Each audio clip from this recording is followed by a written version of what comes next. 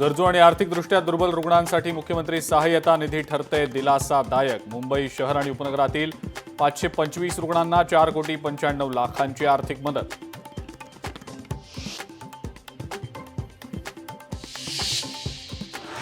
शेतकऱ्यांच्या प्रश्नानंतर आता शिक्षकांच्या प्रश्नासाठी प्रहार संघटनेचे अध्यक्ष बच्चू कडू आक्रमक। अमरावतीच्या गुरुकुंज मोजरी इथं शिक्षकांच्या मागणीसाठी बच्चू कडूंचं आंदोलन।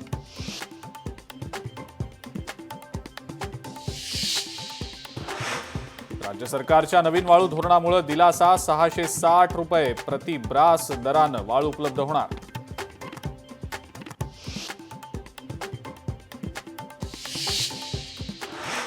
महाराष्ट्र राज्य कृषी सहाय्यक संघटना आक्रमक। कृषी सहाय्यक संघटनेचं काम बंद आंदोलन।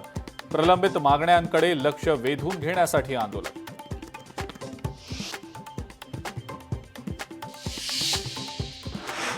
अमरावतीमध्ये वादळी वाऱ्यासह अवकाळी पाऊस। अंजनगाव सुर्जी इथल्या केळी पिकांना फटका। पावसामुळे 20 हेक्टरवरच्या केळी पिकांचं नुकसान।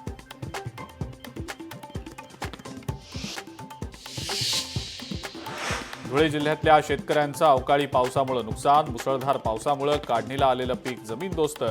शासनाकडून आर्थिक मदत मिळावी शेतकऱ्यांची मागणी।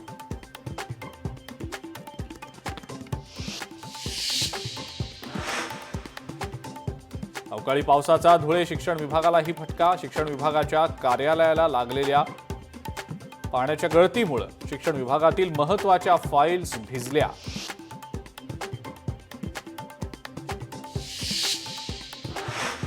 अभिनेत्री शिल्पा शिरोडकरला कोरोनाचं निदान। सोशल मीडियावर पोस्ट शेअर करत दिली माहिती।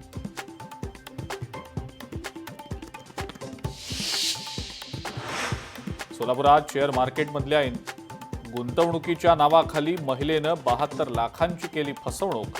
सोशल मीडियाद्वारे ओळख करत अनेकांना घातला लाखोंचा गंडा।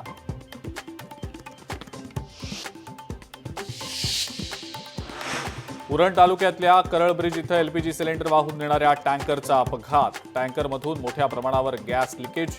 अपघातात कोणतीही जीवितहानी नाही।